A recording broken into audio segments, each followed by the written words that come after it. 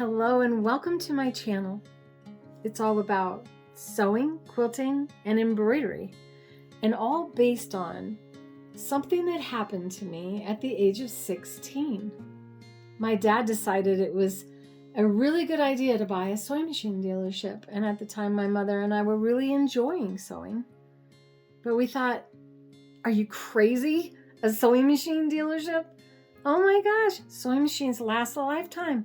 You'll only sell one machine to each family and then you won't have any business. Boy, were we wrong. The sewing machine industry ended up exploding because of the invention of the computerized sewing machine. And that came about 3 years after I started teaching classes in my parents' store at the age of 19 years old. There was this incredible woman that walked in the door. I should probably tell you a little history before I tell you about her. My father is an inventor. My grandfather, also an inventor. My grandfather invented those little bite wings you bite on when you get your teeth x-rayed, and worked with the development of dental x-ray. Shortening this story, because it is a long story, my father also invented or co-invented the in-the-ear hearing aid, low cholesterol egg feed to create low cholesterol eggs back in the day, and the first electronic stethoscope. He's also the inventor of the hoop all embroidery system, which is no longer sold, sadly. So that's a little bit about my history, my family history. And at the age of 19, as I was saying, this woman walked in. I forgot. There's a little bit more of a lead up. There were, now that there's a lot of talk about the products and manufacturing leaving the United States and heading on over to China, this was a very big part of my life at the time. Before clothing started to be made in China, we were the manufacturers here in, I used to live in Los Angeles, California. We had a store called A American Sewing Center, in case any of my students or customers are watching and thought maybe I was that daughter of Don and Lucy Rowley. And I am. I'm Clare Rowley. And in the store, my dad was still the inventor. People were coming in to learn how to sew so that they could make money by sewing. The sewing industry was considered a cottage industry. And what does that mean? That means that there were women like you, or men like you, or children even, that were able to make or help provide for their households by making money sewing items. Yeah, it wasn't all done in factories. In fact, we had a binder that was like this thick. Binders back in the day, I'm talking, that was a big binder, and it was full of people sewing all over the United States. So we would pair up a manufacturer who was stuck with a sewing machine that would only do straight stitch, zigzag, buttonhole. We had tacking machines, and the marrow machine, the binding or the blind hemming machine was out. But there were very few other sewing machines available at the time, some cobbler machines and such. But there was also just regular woven fabrics. Yes, I'm dating myself. So the invention of polyester and nylon, well, nylon was already invented, but I can get really into the weeds on this, or into the threads on this, but I'm going to stop and just kind of let you know that because of the fact that people were making money from sewing and being able to do it from home, this meant that people who had physical challenges like the blind, the deaf, those people who had amputations and other tragic circumstances like paralysis, were seeking ways of making money besides just stuffing envelopes in in that's something we barely even do anymore today. They were challenged not only in their physical well-being, but also in their ability to make money for their homes. And so my father was talked about in hospitals within the Los Angeles area as a person that could modify sewing machines to make it so someone could sew without limbs, without legs, or with only one arm. And I was watching him do this and really fascinated with it.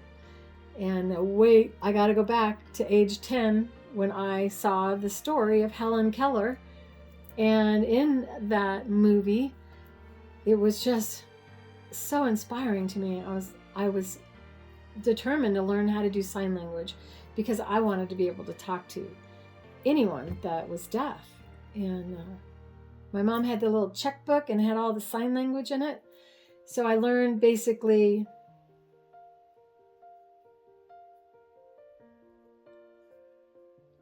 hi, I'm Claire. I basically learned how to write in sign language, which is very slow, and I wish that I had more time to learn how to do the signing today. And I do believe I can say I love you. I'm sure I failed at that. Back to this. My father started making all kinds of modifications, and then I wanted to be able to participate in that as well. And I also wanted to learn how to repair sewing machines. And my dad's like, oh, you want to learn how to repair a sewing machine? You take your sewing machine home with you, take it apart, put it back together, and we'll talk. That was the kind of dad I had. He also gave me coveralls and a toolbox for my 16th birthday, and I cried because he knew that I was having trouble with my fuel pump and I was having to change it out a lot. So I had a special relationship with him, and he did pass a few years back, but it's still in my heart and in my mind. And I know that he is feeling the same way I am about sewing coming back to the United States. And the information that we had was huge because it was the beginning of polyester. It was the beginning of lingerie stretch fabric. It was the beginning of lycra. It was the beginning of all the things they're trying to demonize now about synthetics, which has changed our lives, made it so that we can have beautiful garments that never wrinkle like I'm wearing today. And I love this outfit. So without those synthetics, I wouldn't have this. But there's ways that you have to sew. You need to know what you're doing in order to sew on all the different types of fabrics that are available today. And that is one of my expertise. We actually had the inventor of the Schmetz needle visit our store, and the presidents of Janome, which was New Home before that. But this is right around the time when Janome bought the New Home Sewing Machine Company. New Home Sewing Machine Company, born in 1860, and then went to Japan in the late 1980s or 1970s. And at any rate, they created all kinds of wonderful things. They made sewing machines lighter by not having a heavy iron head anymore. And so, but it's sad. It broke our heart. That was a sewing machine company made in the United States. Now it's made in Japan. And while I love the machine, I was very mad at the company when they copied my products. And that is what made me start painting my sewing machines, in case you're noticing that my sewing machine is painted. Now, the original sewing machine was not nearly as pretty as this one because I was mad. All right, enough whining. 19 years old, I did successfully take my Vigorelli sewing machine apart and put it back together. The Vigorelli sewing machine isn't even available today. That was a sewing machine that had a brief life due to lawsuits about price fixing. But I was certified on that, and I became a certified mechanic on Bernina, Brother, Necchi, Nelco, Vigorelli, and then of course the New Home sewing machine. And that made me have a real intimate understanding of how sewing machines work. And that led me to being able to do something that my dad encouraged me to do. This woman, Mary, I wish I had her last name in my head somewhere. She walked in with her husband and the occupational therapist from the hospital that, was it that? I think she was, yeah, it was. Because it was actually a really big industry, occupational therapy, to help people do all kinds of different things. She walked in and she asked, or she didn't ask because she couldn't speak, because she was born just like Helen Keller, unable to speak or she couldn't see or hear, which made communication to me unbelievable. I mean, this person, this beautiful, special, life-changing person that entered my life, I can get emotional just thinking about it. She couldn't see or hear. What made her want to sew? I mean, what drives you to sew when you can't see or hear? And how do you talk to someone who is actually in front of you? How do you communicate? So this was something that was made possible by a brand new technology, the first typewriter where you could see a digital readout, and she would type. There was this little gadget that she carried around, and she typed into it, and a little digital readout printed out what she was saying. And then there was a place for me to type on the opposite side, and she could not read that, no, because she was blind. She had her fingers on the pads that she wrote to me. It was, I wonder if this is something that you can look up. I'm sure it's in the Smithsonian Institute, because so is my Satinedge Foot, as she wanted to sew all by herself. All by herself. Can you imagine? She was already successfully doing tailoring techniques at the Braille Institute in Los Angeles, California. And now her goal was, she didn't want to have to bother anyone. She just wanted to be able to sew all by herself. And my dad was the first person that greeted her when she walked in. And he came up to me and he goes, "This one's for you." Because he knew I knew sign language, so I could communicate with the letters in her hand.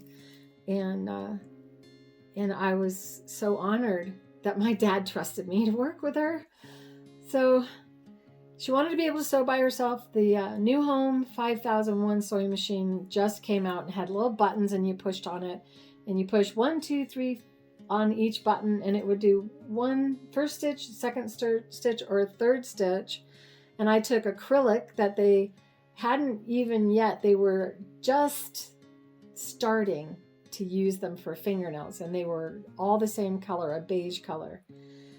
And I took this acrylic and I first chose this machine for her because I knew that she could, if she lost track of where she was on the digital screen of the 5001, and I'll bring up a photo of the machine, hopefully for you guys to see, maybe even a little video clip.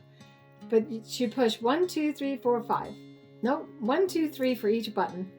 So I made sure each pattern, everything that was written on the machine, into a 3-dimensional braille feeling object for her. And someone transcribed the book into braille for her at the time. This is bringing back some memories for me. I worked with her not before and not until I learned how to sew without my eyes or my ears. And at the time I was still living at home with my parents. I had her machine in my room, and I wore eye coverings and earplugs, and I on and off, even when I wasn't sewing or trying to learn how to sew.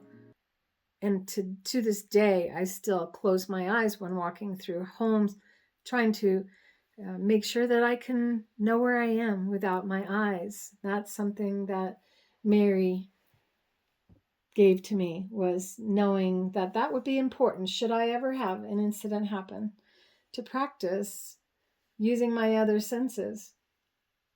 I'm sorry, I'm getting off topic here. So after about 3 months of me working with her machine and wearing my earplugs and everything, we got together and I started teaching her how to use her sewing machine. This involved me taking feet on the machine and grinding them and changing their shape so that she could sew without, first I had to make the foot so she could tell which one it was. And then I was like, well, this isn't good enough. You still are supposed to look at that and look at that in order to sew. It was challenging. A year has passed. She and her husband I would pick them up from their house. She sat next to me in the front. If you've ever been driven around and you had your eyes closed or you were distracted, maybe using your cell phone, and all of a sudden the person makes a turn and your body shifts, well, that was her existence. That was her whole life. Every time she was in a car and someone was driving, she was just kind of, and back then the seatbelts weren't the same. So if I had to make a right-hand turn, I would tap on her leg once for right and twice for left, so she knew which direction, and she knew that she was about to turn. So these are things that you learn when you work with someone so special. You learn that you have the ability to come up with ideas that you maybe can use in your life today. In fact, that's how I describe sewing yarn with my Sequins and ribbon foot. Sequins and yarn doesn't have a brain, it doesn't have eyes, it can't hear, it can't see, and it's floppy. So if you go to turn a left-hand turn with your fabric, the yarn has no idea that you're doing it, which is why the design of my Sequins and ribbon foot was so pivotal to the invention of the pre-strung sequins, invented by my friend from Meadowbrook Inventions. Long life. A lot of people have entered my life. A lot of unfairness has happened in this sewing industry over the years, and I'm hoping that some fairness will come back in now that we are starting to do more sewing again. Also, there's really exciting news. There's a new generation of younger adults that have decided that they're not going to just make fabric again. They're going to make healthy fabric and not use toxic chemicals like arsenic, which was prevalent in also formaldehyde and other really bad chemicals in your fabric that are now not being used. So make sure you buy American, because that's who's doing it, if you can. And bamboo fabric also, fantastic, because it doesn't need any pesticides because no bug can eat it. All right, back to Mary. So she, after a year of me picking them up and bringing them to the store and teaching her how to use the machine, the Baby Lock, and I'm not talking about the current brand Baby Lock, because that's just a brand. The Baby Lock, the very first little overlock serger sewing machine, was invented. And it was cute, and it was based on the Merrill, the original blind hem, and then the very first, this is a lot of history. So the big industrial overlock machines were not something you could take home with you, because they have a big table and a large motor and a belt, and I can service those. Yep, I'm certified on industrial sewing machines as well. But I like my nails to look pretty now, so I'm not really doing a lot of sewing machine repair these days. I got distracted again. The Baby Lock came out, and women, not just women, I gotta be careful because there's more men that sew in the world than women. People try to make fun of it as if it's a dying art. I've had it to there. In 45 years of my life, sewing has never disappeared. It is not a dying art. Sewing touches your life more than cooking. You cannot wake up and go through your day and be touched unless you're wearing only your birthday suit and you're in a place where there's only wood furniture, there's no way you're not being touched by sewing nearly every second of every day of your life, including sleep. In a bathtub maybe, but then what are you going to dry yourself off with? Sewing is a lot bigger than we give it credit. And I hope that people will stop saying it's a dying art. If anything, it's exploding with creativity. The computerized version of it is, makes it so anyone can do things. I like more tactile. I tend to like to, in other words, instead of having a machine embroider this, I designed this design and I embroidered it by using my Octi-Hoops and coloring. So I am the embroidery machine, and you can be too, because everything I have invented fits all sewing machines, no matter how new or old. Even industrial sewing machines can use some of my products. So should you have a manufacturing business that you want to start and you have industrial machines, please do check with me, because you can incorporate my products into your industrial manufacturing. And I'm also a consultant on manufacturing, on the needles and threads and the science of fabric, not just the history of the sewing industry. I lived the development of the needles. The universal needle is universal to all fabrics, but it was designed by the Schmetz manufacturer for the domestic sewer, because there were so many different brands of sewing machines at the time. Unfortunately, now there's barely any manufacturers, and they just put their name on different models, but they're the same company, and that's sad. I'd love to see a new American manufactured sewing machine for the domestic industry come to life. And if anyone wants to work with me on it, oh gosh, I can't believe I'm saying it, I would love to consult. I don't know if I want to become a manufacturer of sewing machines, but I'm sure we could get a grant for one right now. And boy, wouldn't it be nice, considering Singer, now you can debate this with Pfaff, invented the sewing machine. We don't have a domestic manufactured sewing machine in the United States, and I would love to see that change. All right, enough of that.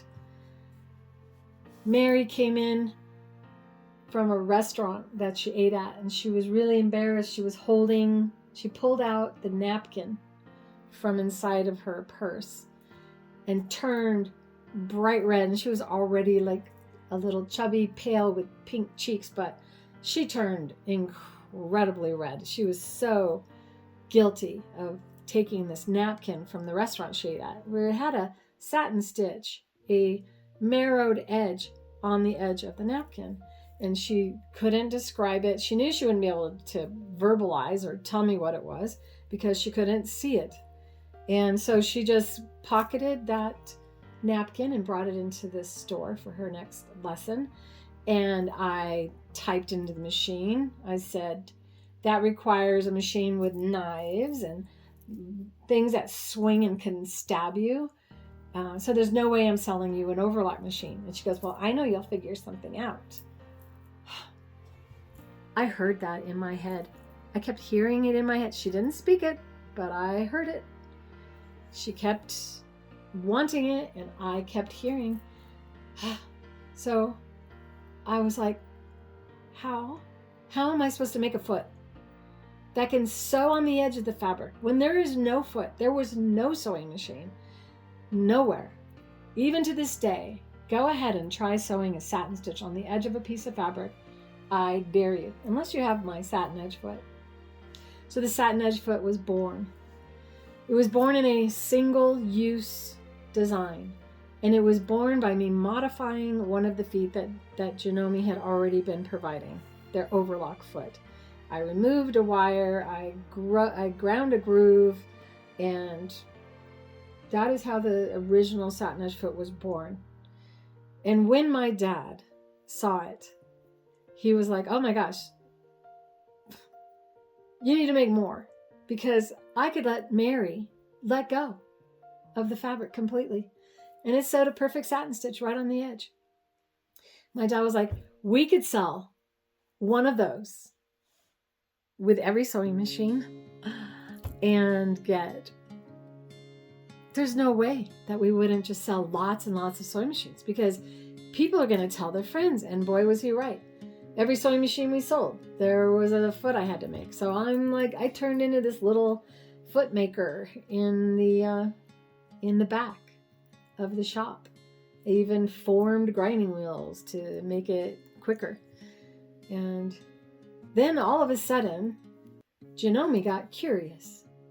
Why is A American Sewing Center in Woodland Hills, California, selling more sewing machines than any other dealer in the United States? So they came with their interpreter and the president of Janome at the time. And I showed them the foot. But I had already had a couple other customers come in, which inspired the other 2 creative feet.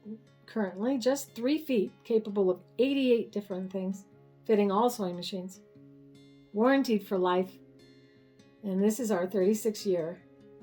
So that warranted for life matters. So back to the story. And it's all about the story. This is my story. This is part of my story.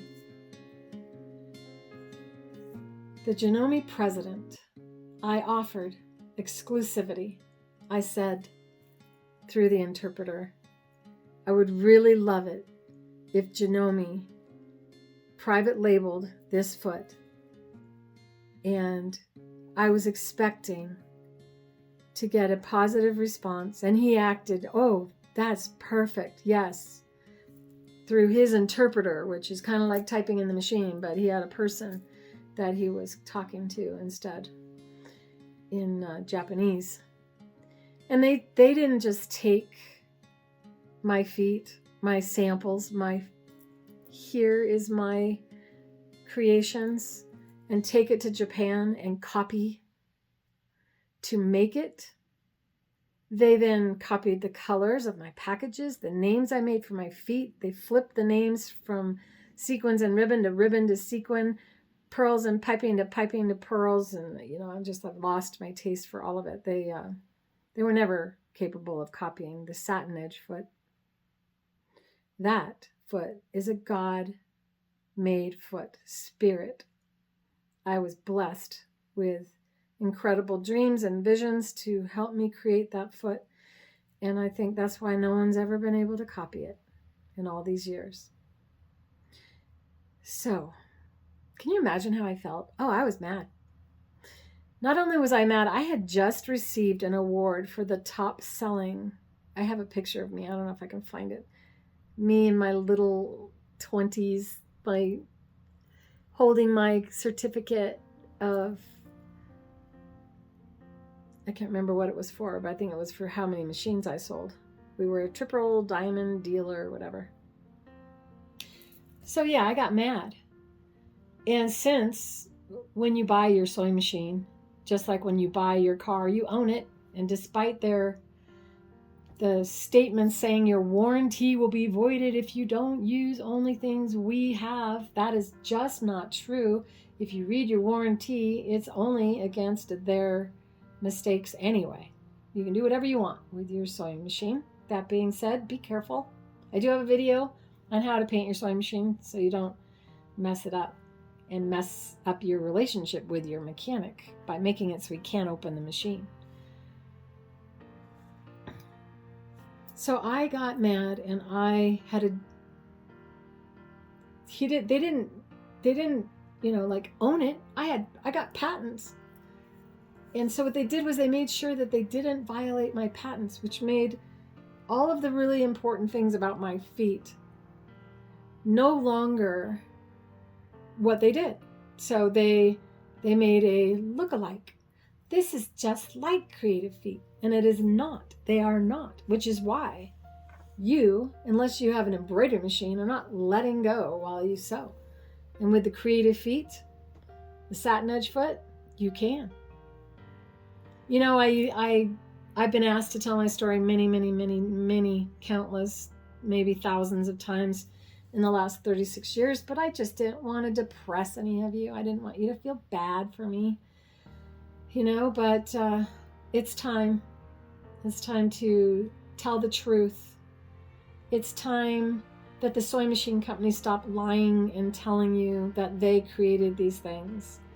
I didn't just create the Creative Feet. I invented well over 100 different sewing techniques. And sewing machine companies have been making a foot to do the technique, which our 3 feet can already do, which is why I have a book and a video. All right, back onto the story. Some stories you wonder about. This is just how I'm wired. I tend to tell a story by taking a little walk into my past, and I just don't know how else to do it. Do you? Do you tell stories by taking a little walk down memory lane? If you do, I'd love to hear a little bit about it in the comments. And if you have not yet subscribed to my channel, I sure hope you'll do so today, and that you'll pass it on to others that you think might be interested. And so Mary was able to make a napkin just like the overlock machines, except for it looks better because it isn't an interlocking of different threads. It's one spool and one bobbin, and you get a perfect zigzag width and length without you holding on to your fabric and moving your arms with the fabric, because she couldn't see. So I had to make a foot that she could just push the fabric and the foot would push it right back again. And that is what was accomplished with me as the hands of God in spirit. And I'm just going to say the truth. There's no way that I could take full credit for inventing that foot. My daughter would love to disagree. She's always saying, you need to take more credit for what you do. I got a great cheerleader for our daughter. And by the way, I did just move from Arizona to Colorado to be closer to her, and because I always wanted to live in Colorado. And yes, I know it snows and I know it gets cold. I love it here. I plan on doing some events here as well, as I am continuing to do some shows, but my ideal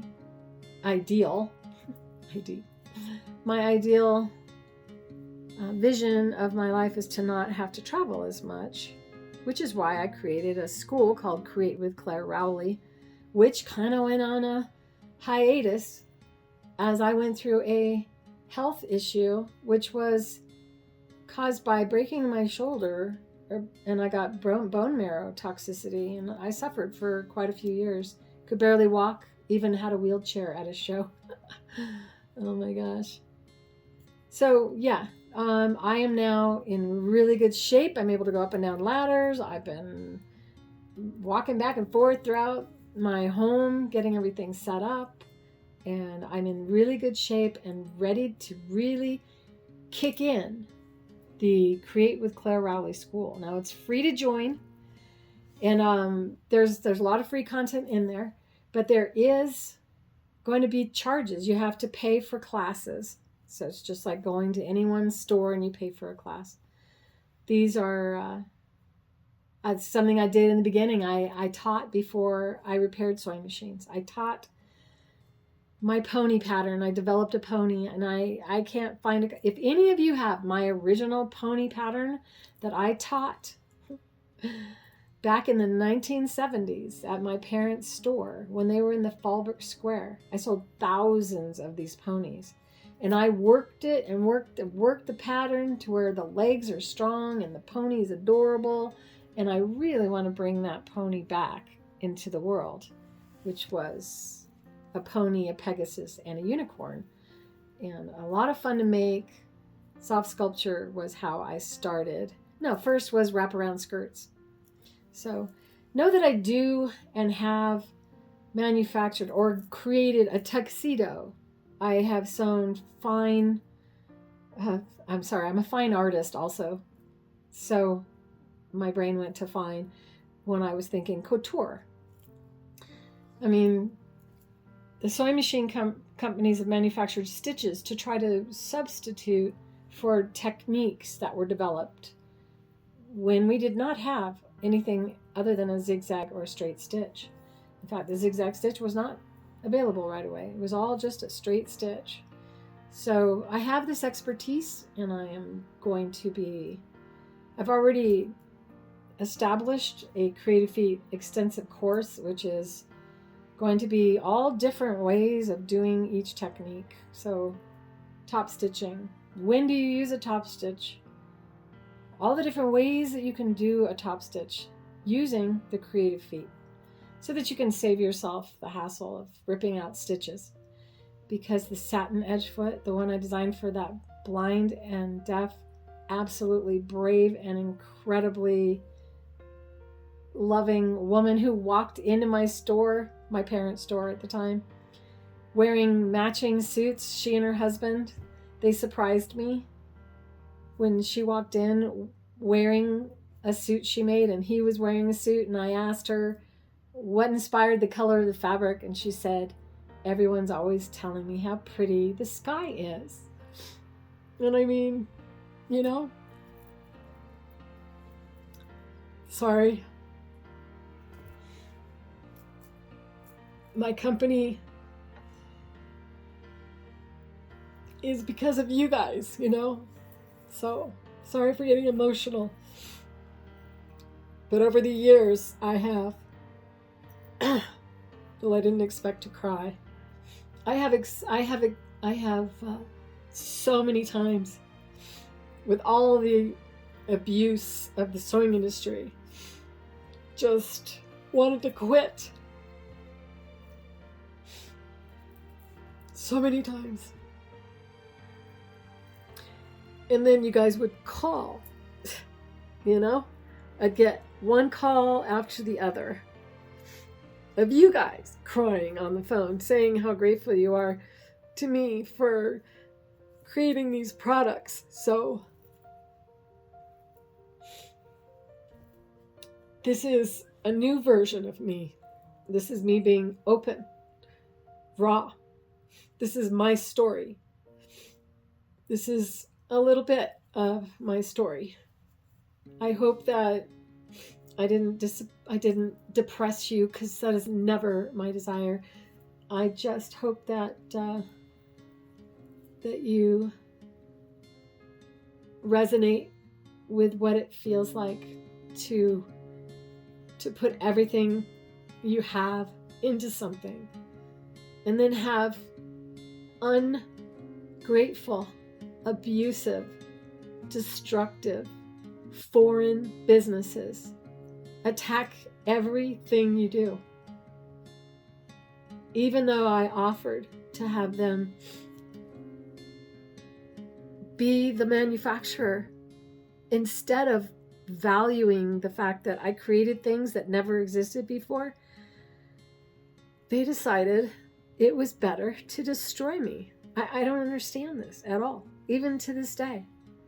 I know other people who have lost their creations, their inventions, to the bigger companies. My question is, why don't they see the value in the person who can invent something and try to work with them, try to build them up, fund them? What is the mindset that makes a manufacturer that is incapable of doing it themselves, because they don't have the inventive mind, to just go around stealing instead and copying instead of trying to work with an independent inventor like myself? It's just beyond me. It's unfathomable. If I was a huge company, which who knows how many sewing machine feet I would have on the market now. And I do have ideas, but not the funding, not the resources.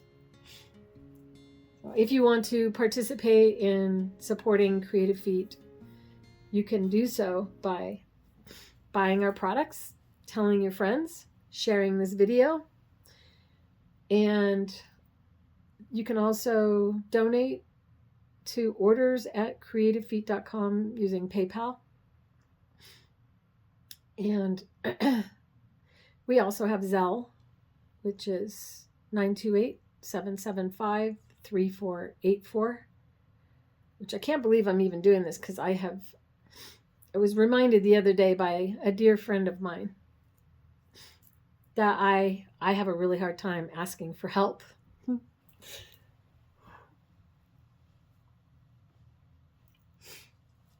She's right. So, wow. I'm not destitute. I'm grateful. I'm so happy where I am. I'm so happy, and I really am hopeful that the United States will regain its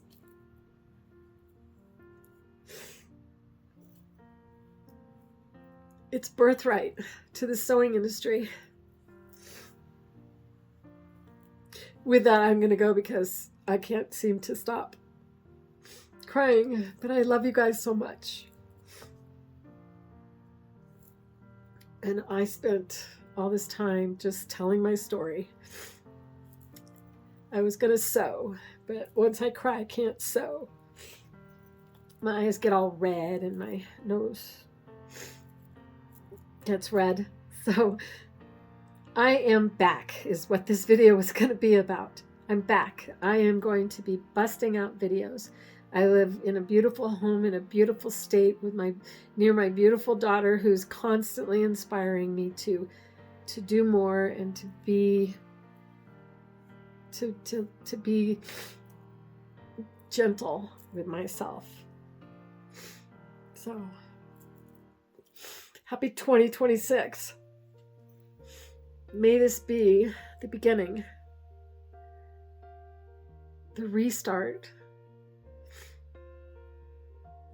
a time of truth-telling and love and compassion. We're people first. That matters more than anything. I've always said it. People matter more than money. People matter more than anything else. Be good to each other. And I promise the rest of my videos aren't going to be weepy. They're going to be inspiring, as I've always tried to be uplifting with all of you. I got a couple shows coming up. I can't wait to hug you. God bless, and love and light.